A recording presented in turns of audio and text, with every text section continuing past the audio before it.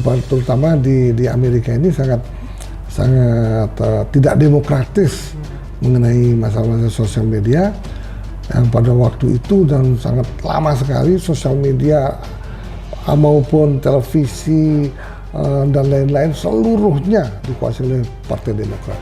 Ya. Sesungguhnya demokrasi yang untuk pemilihan presiden di Indonesia yang paling hebat dari demokrasinya.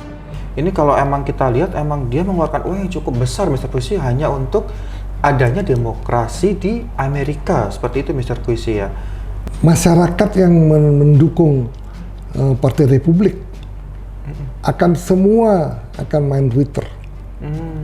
Untuk mendukung? Bukan untuk mendukung, jadi mereka ingin mendapatkan berita-berita yang benar kayak apa sih, gitu loh. Betul.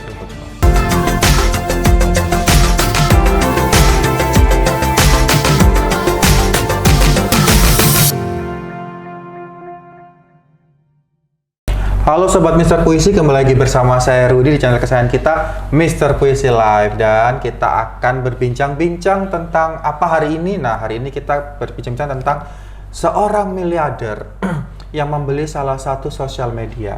Nah, untuk membahas lebih jelas kita akan bahas dengan Mr. Puisi. Tepuk tangan untuk Mr. Puisi. Ya, Mr. Puisi, gimana kabarnya hari ini, Mr. Puisi? Kabarnya baik-baik saja. Beberapa hari membahas mengenai partai politik. Mengenai Pilpres 2024. Rasanya sesekali kita juga membahas mengenai teknologi sosial media, ya. Twitter. Betul. Ya, kenapa kita bahas ini? Karena Twitter ini adalah merupakan sosial media yang di dunia itu masih digemari oleh masyarakat, terutama masyarakat yang umurnya 40 ke atas. Ya. Jadi Twitter ini 40 ke atas itu berarti banyak orang politikus yang sangat mengetahui berita-berita melalui Twitter, terutama di Amerika ini sangat tidak demokratis mengenai masalah-masalah sosial media, yang pada waktu itu dan sangat lama sekali sosial media maupun televisi dan lain-lain seluruhnya dikuasai oleh Partai Demokrat. Sehingga Partai Republik tidak bisa berkutik. Nah, inilah yang mencederai demokrasi yang ada di Amerika. Sedangkan Amerika mengaku merupakan negara paling demokrasi di dunia. Kita dianggap hari yang tidak demokrasi Indonesia. Ya. Sesungguhnya demokrasi yang untuk pemilihan presiden di Indonesia yang paling hebat dari demokrasinya. Kita lihat di Indonesia itu seluruh sosial media, seluruh malah ada di sini. Kalau coba di Amerika berapa jumlah podcast yang ada, berapa jumlah sosial media, berapa orang main TikTok, sangat kecil sekali. Tetapi di Indonesia berapa ribu sudah ada podcast yang bisa ngomong apa adanya, bisa diskusi mengenai apa adanya. Betul. Inilah sesungguhnya Indonesia yang sangat demokratis. Di Amerika demokrasi sudah dicederai oleh karena Partai Demokrat sangat menguasai informasi, sosial media, televisi, seluruh hal-hal yang untuk masalah informasi dikuasai oleh Partai Demokrat. Itulah menyebabkan bahwa orang terkaya ini membuang uangnya segitu banyak. Betul. Demi demokrasi tidak dicederai. Waduh. Luar biasa. Ini sangat luar biasa. Gitu loh. Dia membeli, kalau nggak salah Twitter dibeli 40 sampai 50 miliar dolar. Ya. Berapa tahun itu kembali? Mungkin akan kembali, tetapi demi demokrasi. Waduh. Nah, sekarang yang mampu memberikan berita-berita yang sebenar-benarnya setelah dibeli oleh Elon Musk adalah dari Twitter. Yang dari yang lain-lain itu mungkin sampai ke CNN, televisi dan lain berita-berita media sosial sudah diblok oleh Demokrat, sehingga Trump kemungkinan kalau Twitter itu tidak dibeli oleh Elon Musk, kemungkinan Trump sampai kapanpun mau jadi presiden nggak bisa akan menang lagi. Nah waktu Trump menang sebagai presiden kan Demokrat kaget gitu loh. Semenjak itu semua dikuasai, demokrasi dicederai. Ada orang paling kaya di dunia yang memang warga negara Amerika ingin demokrasi itu kembali lagi ada di Amerika Serikat, sehingga dia membeli Twitter. Itu alasannya dia membeli Twitter. Luar biasa sekali untuk Elon Musk ini berarti ya Mr. Puisi. Ini kalau emang kita lihat emang dia mengeluarkan uang yang cukup besar Mr. Puisi hanya untuk adanya demokrasi di Amerika, seperti itu Mr. Puisi ya. Nah, kira-kira kalau Mr. Puisi sendiri apakah hal ini akan berdampak di Amerika sana nantinya? Pasti akan berdampak kalau memang Twitter sudah berani menginformasikan hal-hal yang sebenarnya apa yang terjadi di Amerika. Berdampak pemilihan presiden akan lebih demokratis. Kemungkinan nanti Partai Republik bisa menang lagi. Nah inilah dampaknya. Nah tapi kalau Partai Republik menang lagi, mungkin peperangan akan di dunia ini akan turun. Demokrat kan selalu sudah ingin perang, dia ingin menjual senjata, ya kan? Iya. Nah, kalau Republik ingin berdamai. Betul. Ya, kita lihat waktu Trump berkuasa kan dengan Cina hubungannya Amerika cukup baik. Sekarang mulai tegang lagi kan? Iya, betul. Nah, ini yang terjadi di Amerika.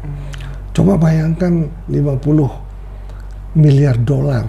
Itu kan kalau dirupiahkan 750 triliun. Iya, itu sama dengan anggaran 1,5 kali anggaran IKN pada awalnya. Luar biasa kan? Betul. Ya makanya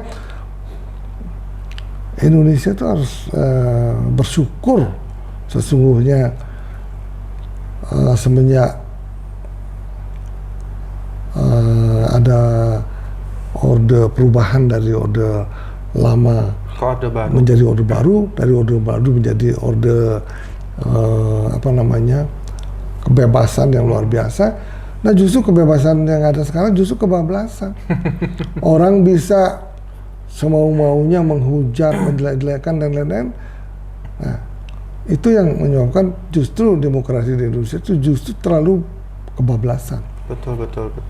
Kalau di Amerika dibatasi dengan cara menguasai seluruh media. Nah sekarang kecuali Twitter tidak bisa dikuasai. Waduh, gitu loh. Luar biasa. Jadi kalau emang kita sempat berbicara tentang Elon Musk sendiri nih teman-teman, dia ini pengusaha yang memang banyak melakukan usaha di bidang usahanya, seperti mungkin menjadi salah satu produsen mobil listrik Tesla seperti Mr. Puisi, dan mungkin juga menjadi produsen pesawat luar angkasa SpaceX. Jadi memang Elon Musk ini juga bisa dikatakan orang terkaya di dunia seperti itu Mr. Puisi. Dan tapi ini kan kok dibilang kan Elon Musk ini kan berarti pengusaha ya Mr. Puisi ya? Ya pengusaha ini mobil listrik yang menyebabkan dia besar kan karena mobil listriknya. Nah betul. Sekarang mobil listrik Elon Musk bersaing dengan mobil listrik buatan Cina di Cina.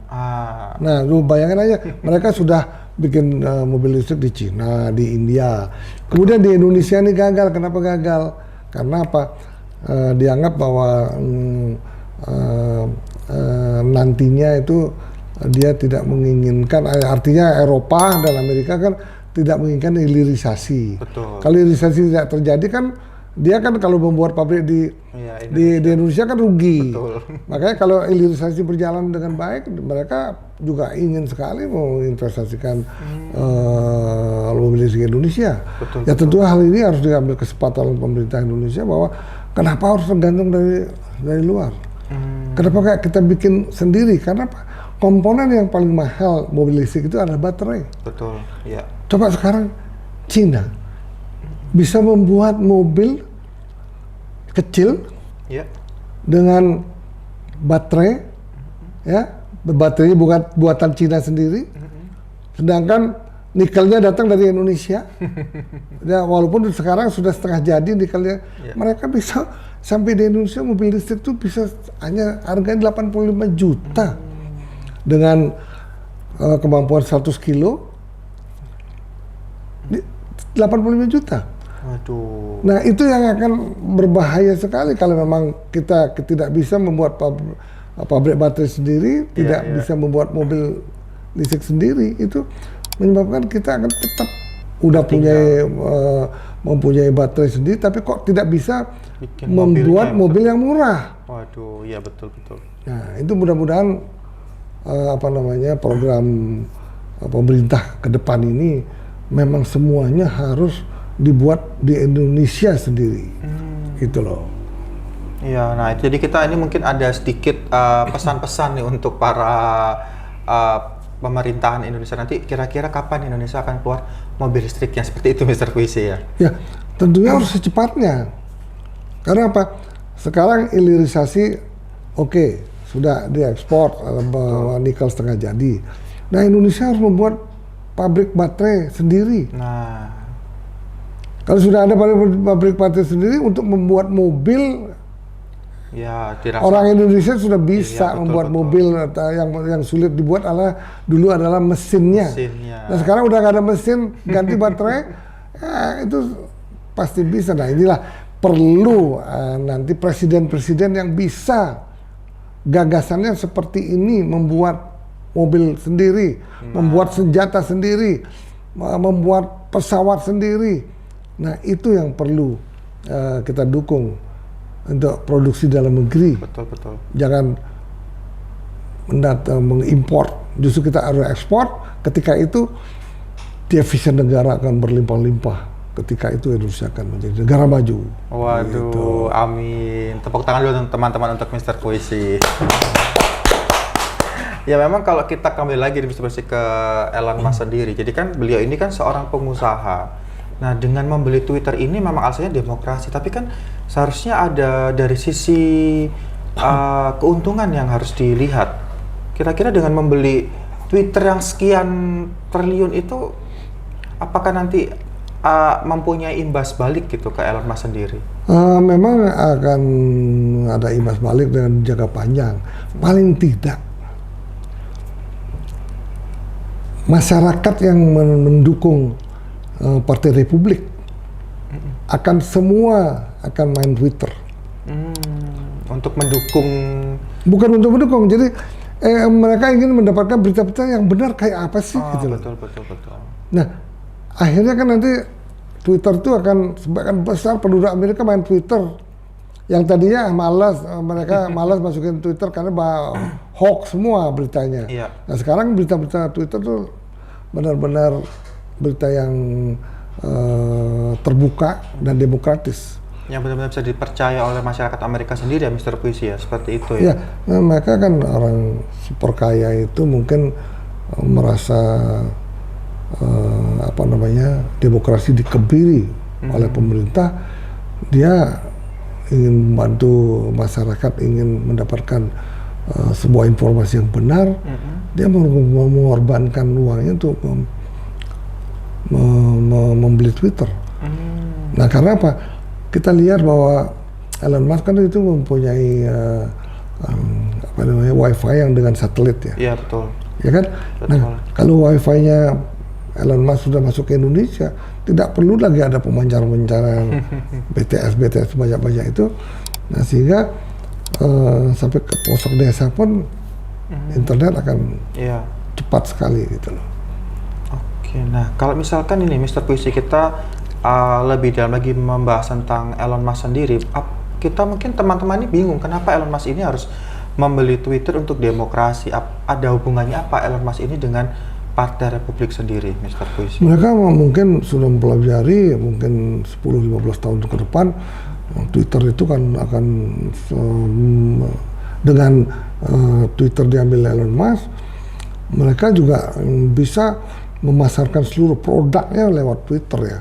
Jadi di Twitter itu sendiri maka produk mobil Elon Musk ataupun teknologi yang diberikan akan promosi lewat Twitter gitu loh. Jadi mereka tidak promosi ke sosial media lainnya, dia televisi juga enggak, langsung lewat Twitter promosinya ke seluruh dunia.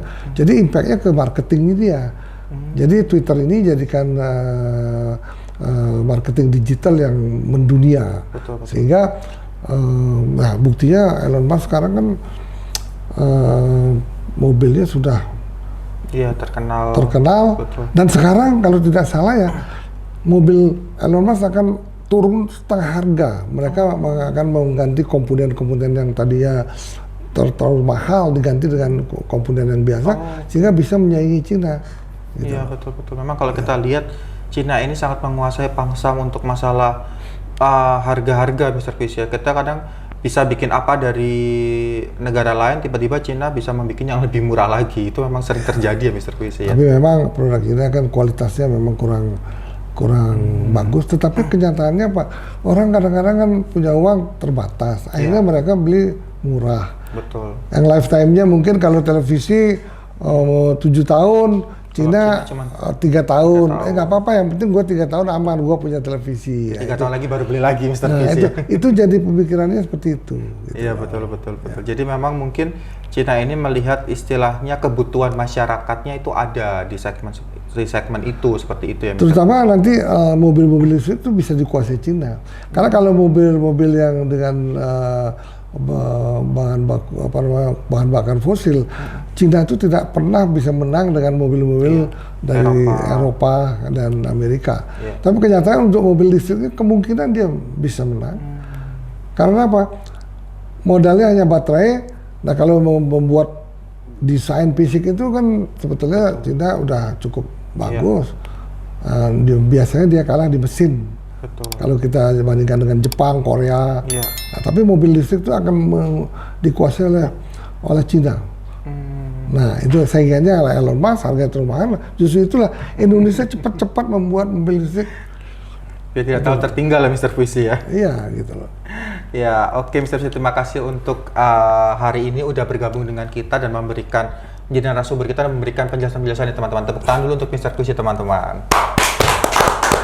Ya, buat teman-teman jangan lupa kita akan selalu berdiskusi atau memberikan informasi-informasi tidak hanya tentang politik teman-teman. Jadi mungkin tentang sejarah, mungkin tentang tempat pariwisata dan lain-lain. Jadi jangan lupa kalian untuk selalu like, comment, subscribe Mr. Puisi dan jangan lupa untuk follow IG Mr. Puisi di bawah ini ya. See you, bye-bye.